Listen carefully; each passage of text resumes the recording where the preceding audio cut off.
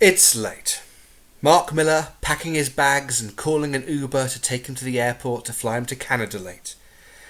And as the European referendum results start to slowly trickle in, no one knows what's going to happen.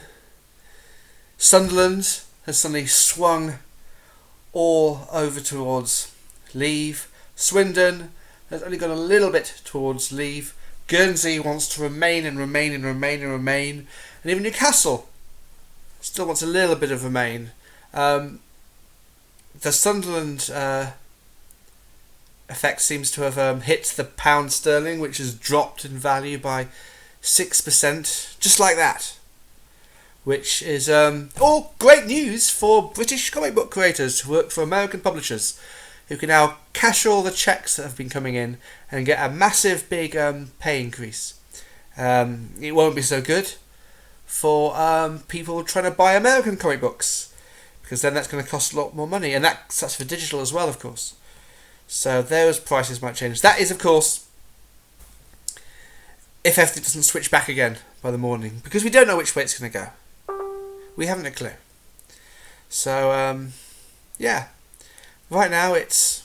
What's the time in here? I'm recording this at 1am. The BBC are saying it's too early to call. Everyone says it's too early to call. Just the financial markets are in free fall. But then, when are they not? Don't know.